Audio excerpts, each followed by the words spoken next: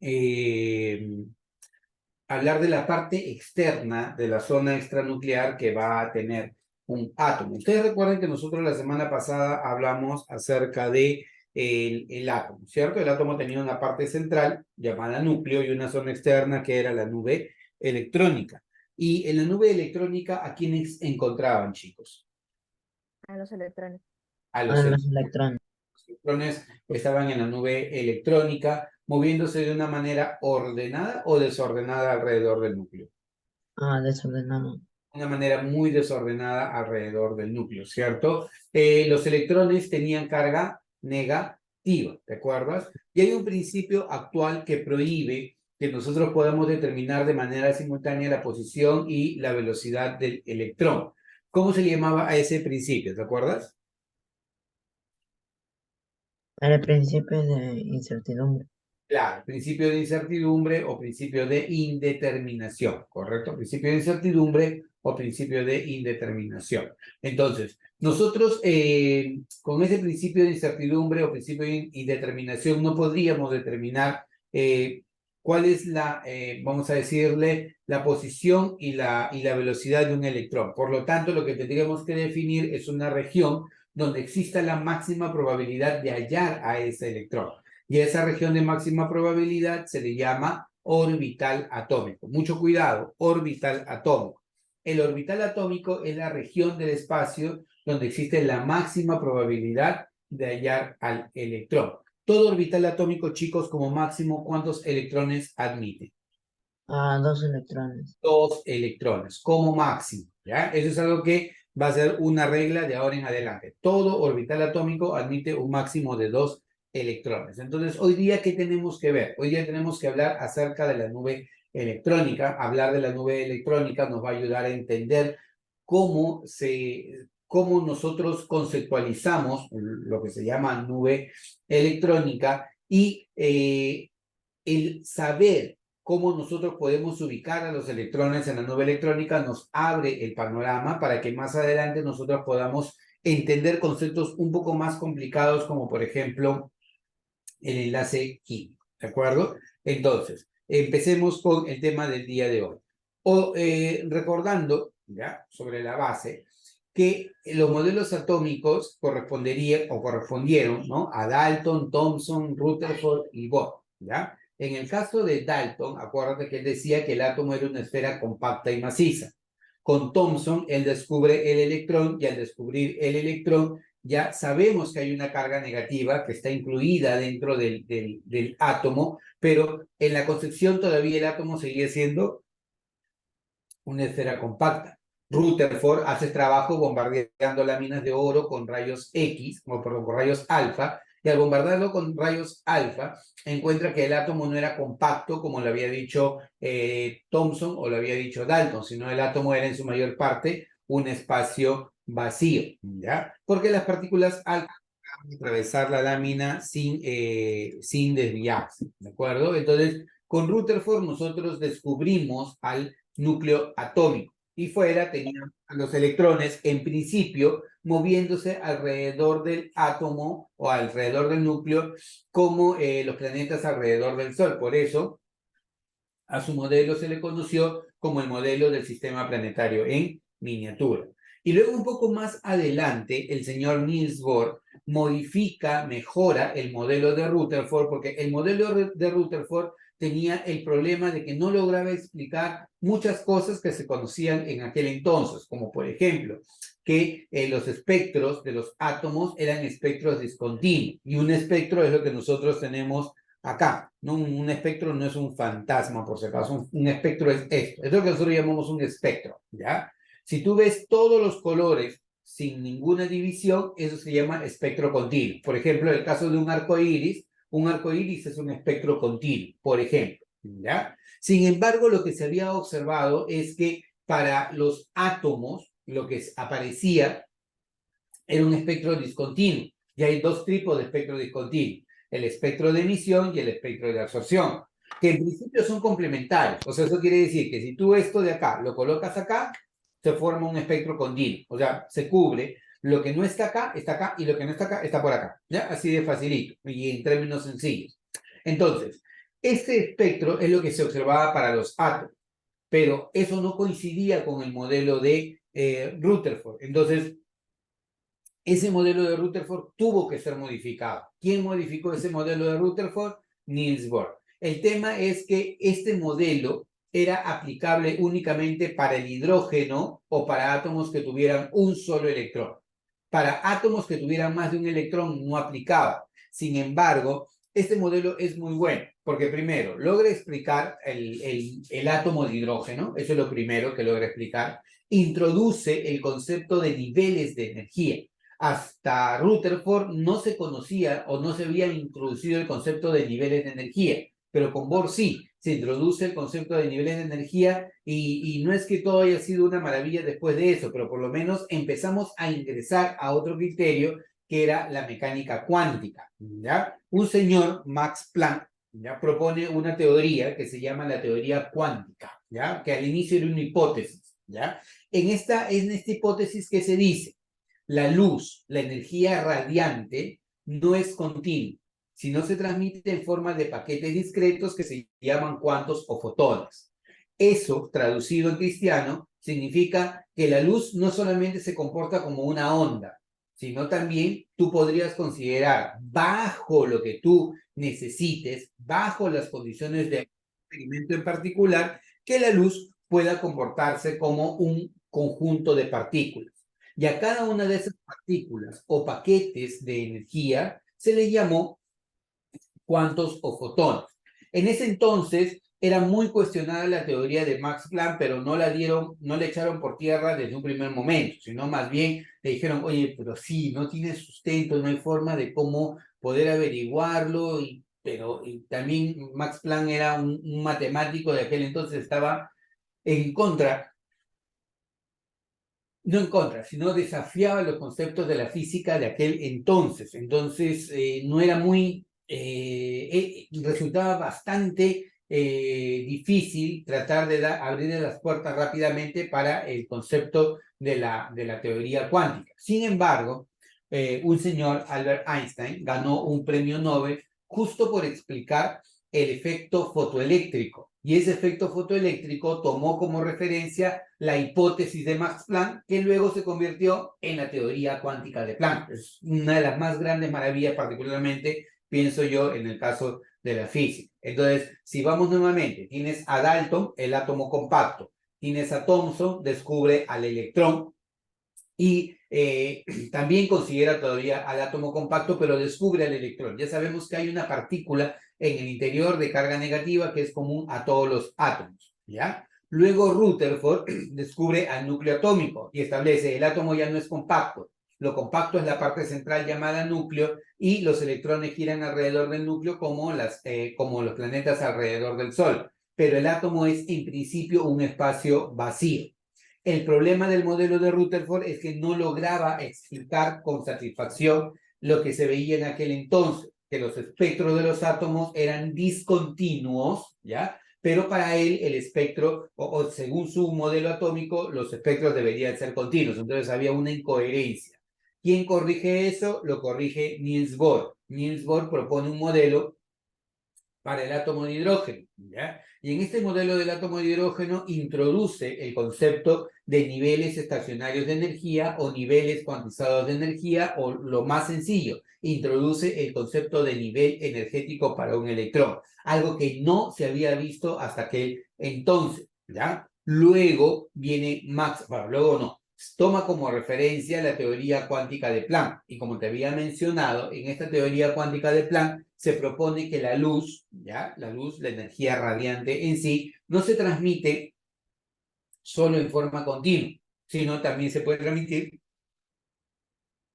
en forma de paquetes discretos o paquetes cuantizados a los que él llama cuantos o fotones. Entonces, esta hipótesis inicialmente de Max Planck se convierte luego en una teoría cuando el señor Albert Einstein valida el efecto fotoeléctrico o explica satisfactoriamente el efecto fotoeléctrico utilizando la teoría cuántica de Planck. Si no sabes qué cosa es el efecto fotoeléctrico es el efecto por el cual se forma electricidad a partir de la luz. Es lo que ocurre con los paneles solares.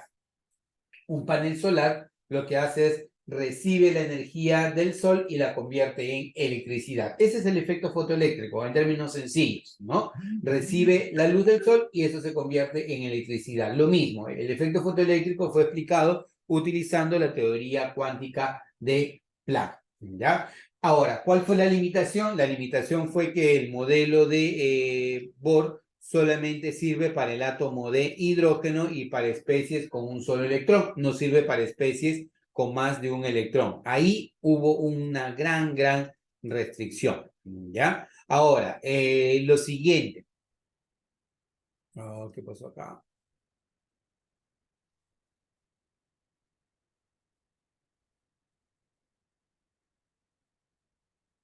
Okay.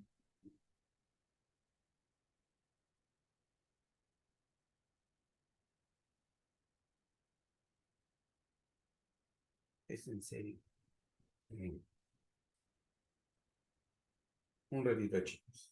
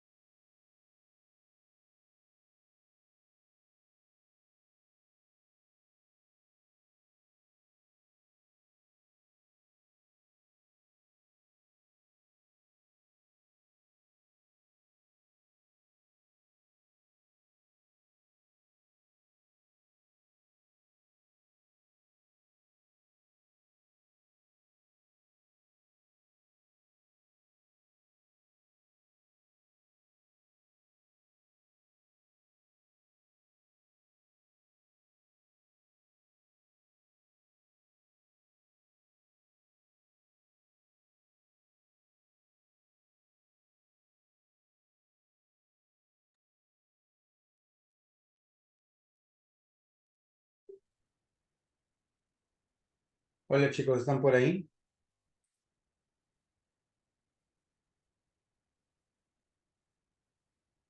Mm. Ya.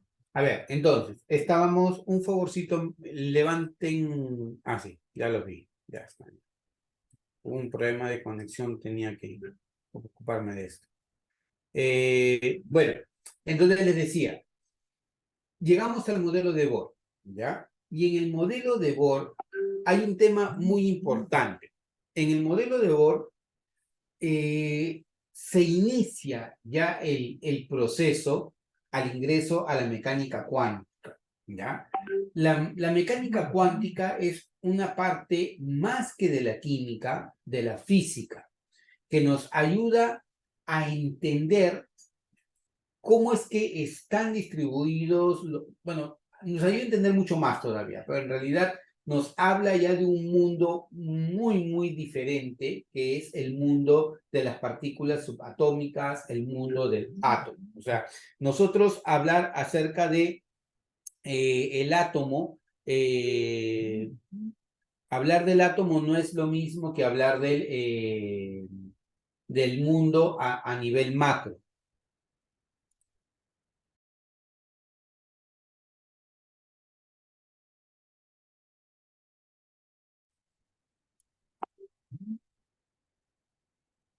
Bueno, listo. Entonces, eh, a nivel macro, a nivel macro, la materia se comporta de una manera muy diferente a cómo se comporta la materia a nivel subatómico. Las partículas tienen un comportamiento completamente diferente y es espectacular cómo se mueve ese mundo a nivel cuántico, ¿ya? Una película que a mí me gustó mucho y que se relaciona o que te habla un poco de este mundo cuántico, ¿ya? Es la película de Ant-Man, El hombre hormiga. ¿Alguien ha visto la película de Ant-Man, del hombre hormiga? ¿Quién la ha visto? Carlita, ¿tú la has visto? Excelente. Ya, se las recomiendo, chicos. Si quieren un poco meterse en el mundo cuántico, ¿ya? Les recomiendo que vean esa película, que es muy, muy interesante y que los va a meter en ese concepto, ¿ya? Entonces, ya hasta aquí teníamos problemas con el átomo, de que era muy pequeño. El principio de incertidumbre establece de que es imposible determinar simultáneamente posición y velocidad del electrón. Adicionalmente, aparece otro principio, o en todo caso una teoría, una hipótesis inicialmente. Parece que este señor de Broglie estaba inspirado en aquel entonces y menciona, oye, si la luz que tiene comportamiento ondulatorio puede tener comportamiento de partícula, ¿por qué no puede ser que una partícula tenga comportamiento ondulatorio? Y ¡pum! Destruyó nuevamente la física en aquel entonces. Y desde ya había muchos problemas para entender en aquel momento, entender con esta nueva teoría se complicó mucho más la cosa todavía. O sea, que una partícula no solamente podría tener un comportamiento de partícula, un comportamiento corpuscular, sino también un comportamiento ondulatorio. Entonces, eso fue muy, muy alucinante, pero no es visible a nivel macro, a nivel grande no es visible. Eso es visible a nivel pequeñito, a nivel de protones, a nivel de neutrones, a nivel de electrones. Entonces, abre todo un mundo esto de la teoría cuántica y es lo que nosotros vamos a intentar no entender en completo porque no es posible, es demasiada teoría y demasiada matemática metida en el medio, pero por lo menos vamos a entender lo que nos sirve para aplicarlo a la química. Entonces, hoy día vamos a hablar acerca de los números cuánticos y la configuración electrónica. Este señor, Erwin Schrödinger, en 1926, lo que hace es unir todos los criterios que se venían anteriormente, ¿ya? Para tratar de introducir una ecuación matemática que permita explicar el comportamiento del electrón, ¿ya? Si tú estás en la academia, posiblemente te van a decir, oye, la ecuación de Schrödinger lo que hace es ubicar al electrón. No, la ecuación de Schrödinger no ubica al electrón. La ecuación de Schrödinger lo que te habla es acerca del comportamiento del electrón basado en su energía, y ese comportamiento basado en su energía nos da una idea de dónde podría estar el electrón. No hablamos de certeza, hablamos de probabilidad, y eso es lo más importante en la teoría o en la función de onda de Schrödinger, que a nivel actual no podemos hablar nosotros de la certeza de encontrar un electrón, sino de la probabilidad de encontrar el electrón. ¿En dónde? En una región en la nube electrónica que recibe el nombre de orbital atómico. Entonces, ¿qué cosa es un orbital atómico? La región del espacio donde existe la mayor probabilidad de hallar a un electrón. ¿Cuántos electrones como máximo, chicos, puedo yo encontrar en un orbital atómico? Dos. Como máximo 2 electrones, como máximo 2 electrones. Entonces, esto de acá es una función matemática, una ecuación matemática bastante complicada, ¿ya? Pero tampoco hay que conocerla. Es más, ingresas a la universidad y veas la carrera que veas, posiblemente no vas a ver tú esta ecuación. Por ahí de repente, si estudias física pura, podría ser tal vez que veas esta ecuación. Lo importante es entender de qué nos habla. Nos habla de que nosotros ubicamos al electrón en el espacio, ¿ya? Mira, tienes X, Y y Z en el espacio tridimensional, y el criterio para poder tratar de ubicar al electrón es justamente esto, la energía, ¿ya? Entonces la energía nos va a ayudar a entender dónde podemos ubicar al electrón. Si un electrón tiene mucha energía, lo más probable es que lo encontremos lejos del núcleo, pero si un electrón tiene baja energía, lo más probable es que lo encontremos cerca del núcleo. Entonces, indirectamente tú puedes saber dónde vas a encontrar al electrón. Un electrón muy energético está alejado del núcleo. Un electrón con poca energía está cerca del núcleo atómico. ¿De acuerdo? Los números cuánticos son el resultado de la ecuación de onda de Schrödinger. Como es una ecuación, debe tener resultados, y los resultados son justamente los números cuánticos. ¿Qué números cuánticos se desprenden de la ecuación de Schrödinger? Se desprenden 3 números cuánticos. El de acá. El principal, el secundario y el magnético. Mira, principal, secundario y magnético. Esos son los números que se desprenden. El principal me habla del tamaño del orbital atómico, el secundario de la forma, y el magnético me habla de la orientación en el espacio del orbital. Se complementan entre ellos. El nivel cuántico principal, el número cuántico principal, me habla del nivel de energía. La combinación de principal con el secundario me habla del subnivel de energía. La combinación de principal, secundario y magnético me habla del orbital atómico. Y hay un cuarto número cuántico, que es un número cuántico que fue introducido por Paul Dirac, después todavía de que se envió la ecuación de onda de Schrödinger, que introduce otro concepto adicional, que es el concepto de spin o de giro del electrón. Aparentemente el electrón, ¿no?, gira sobre su propio eje, generando un campo magnético. Entonces, ese sentido de giro del electrón, o ese comportamiento adicional del electrón, fue introducido con este número cuántico, el número cuántico de spin. ¿Estamos de acuerdo? Entonces, vayamos, chicos, desde la base. N, ¿qué me representa N? ¿El número cuántico? N, ¿qué me representa? N de nada. Chicos, ¿qué te representa? El tamaño del orbital. ¿Qué cosa es? ¿Qué cosa es N? Número cuántico principal. El ¿Cierto? principal. Necesito que me den los nombres, más que cualquier otra cosa. N es el número cuántico principal. L, ¿qué cosa es? L.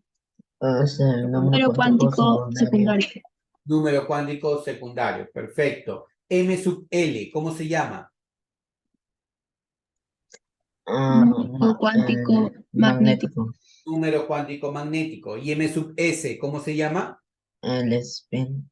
Número cuántico de spin. ¿Ya? Entonces, por favor, apunta eso en tu cuaderno. O sea, yo te recomiendo, la mejor manera de que tú recuerdas algo es que lo apuntes. No vas a apuntar absolutamente todo, pero sí, apunta ideas, apunta notas, ¿ya? Volvemos nuevamente. N, ¿qué cosa es N? Rapidito, N. El número cuántico Número cuántico principal. principal. Vale, correcto. L, número cuántico Número cuántico secundario. secundario. M sub L, número cuántico Número cuántico magnético. magnético. M sub S, número cuántico de Número spin. cuántico de spin. Spin, Karinita, mejor habilitaste tu micrófono. Qué bueno, te felicito. Qué bueno escuchar tu voz. Entonces, número cuántico principal, secundario, magnético y spin. ¿Ya? Ojo, importante, grábatelo. ¿Ya? El número cuántico principal te habla del tamaño del orbital. Repítelo. Número cuántico principal, tamaño del orbital. Número cuántico secundario, forma del orbital. Número cuántico magnético, orientación del orbital. Y número cuántico de spin, sentido de giro del electrón. ¿Ya? Repítelo. ¿Ya? El principal de qué te habla, tamaño del orbital. Tamaño del orbital. El secundario de qué te habla, Forma del orbital. forma del orbital. El magnético de qué te habla, Orientación espacial del orbital. orientación espacial del orbital. Y el spin de qué te habla, el Sentido de giro del electrón. giro del electrón. La palabra spin en inglés significa giro, ¿no? Has visto, por ejemplo, que las personas se van al gimnasio a hacer spinning, en principio a hacer vueltitas, ¿ya? Entonces, de eso me habla esos números cuánticos, las combinaciones. N solito, N me habla del nivel. N con L del subnivel. N con L y M sub L el orbital. Y los cuatro juntos me hablan del electrón. O sea, si yo quiero definir a un electrón, ¿cuántos números cuánticos necesito? 4. ¿Ya? Y con eso yo tengo una idea de dónde podría estar el electrón basado en su energía. Esos números cuánticos son soluciones a la ecuación de onda de Schrödinger. Acuérdate, los números cuánticos son soluciones a la ecuación de onda de Schrödinger. ¿Cuándo se desprende? 3 números cuánticos. 3. ¿Ya? Y el cuarto número cuántico aparece como una necesidad cuando se descubre este comportamiento adicional del electrón, como si fuera un imán, ¿no? Y genera un campo magnético. Entonces, vayamos por partes para que no nos gane el tiempo, ¿ya? Y esto lo vamos a complementar todavía aún más, pero yo necesito que primero entiendan la idea base, ¿ya? La idea de los días sábados es que ustedes entiendan la idea base y luego ya podemos complementarlo un poco más.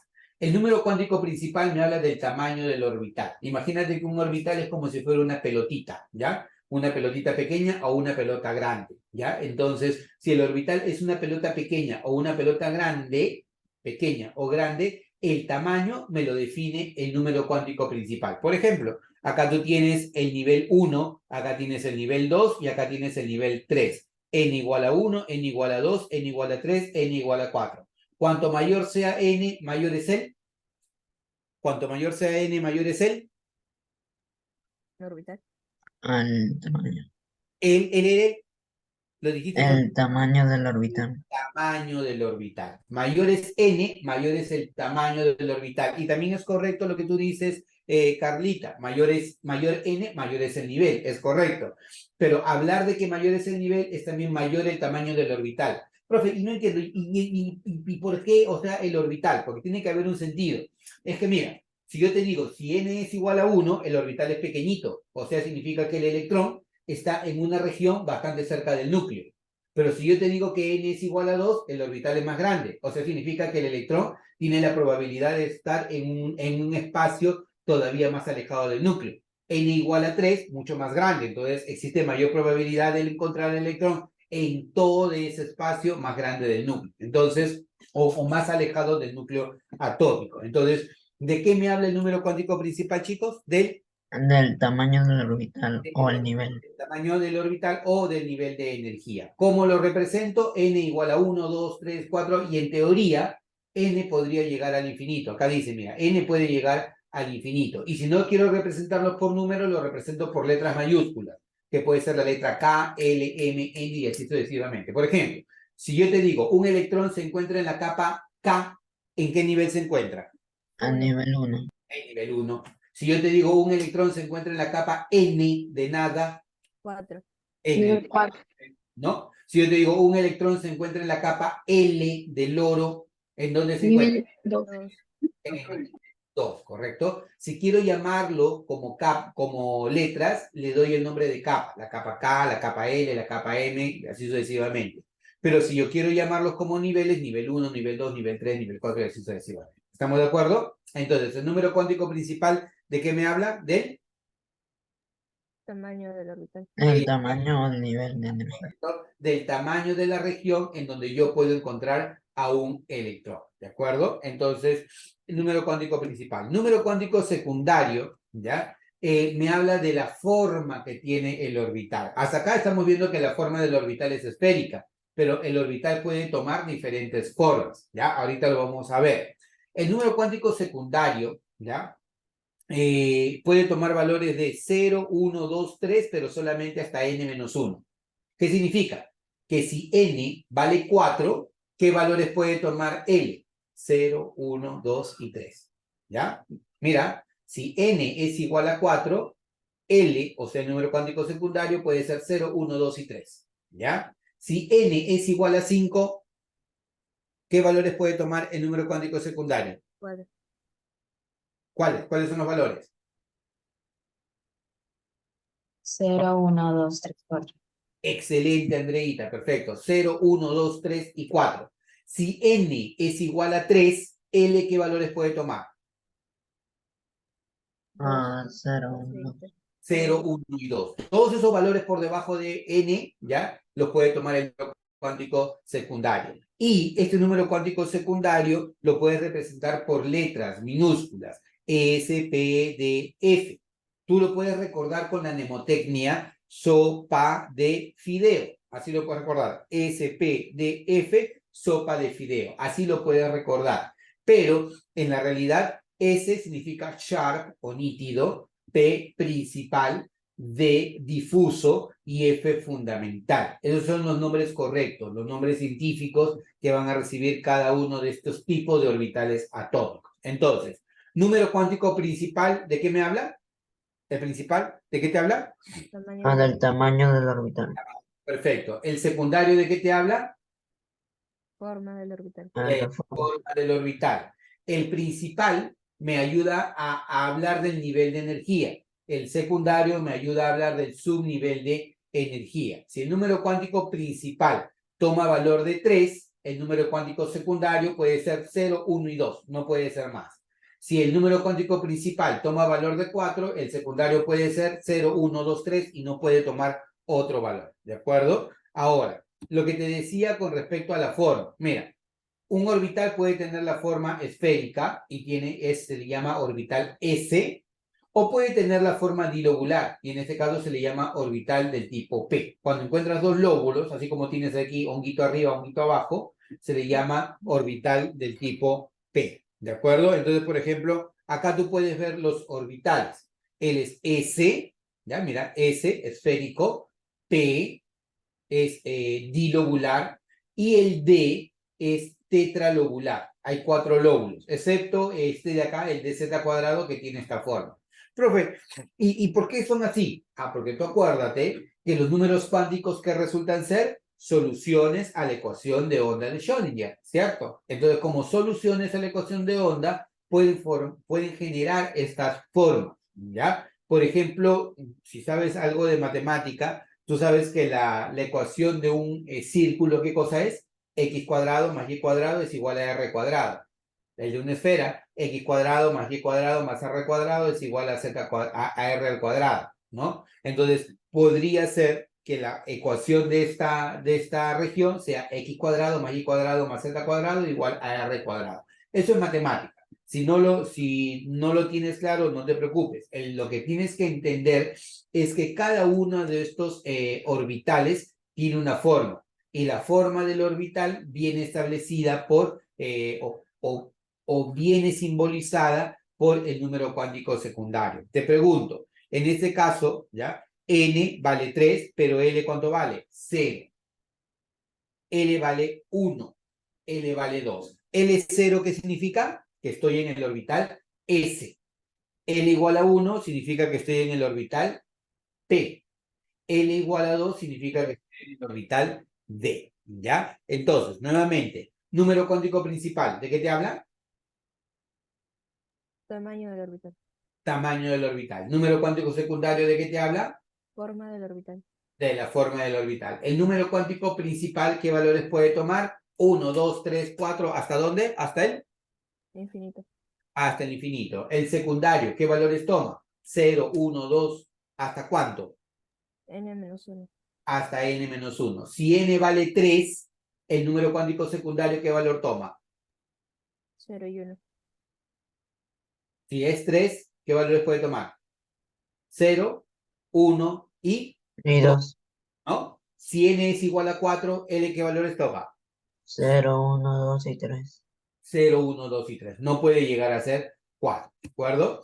Muy bien. El número cuántico magnético es el último número cuántico, bueno, el tercer número cuántico, pero este lo vamos a ver al retorno porque si no se nos va a cortar la clase y vamos a dejarlo a medias. Entonces, terminamos, regresamos 8:55. Levántense, caminen, paren y vean por ahí algo diferente. ¿Ya? Ahí nos vemos al ratito, chicos. 8:55, ¿ah?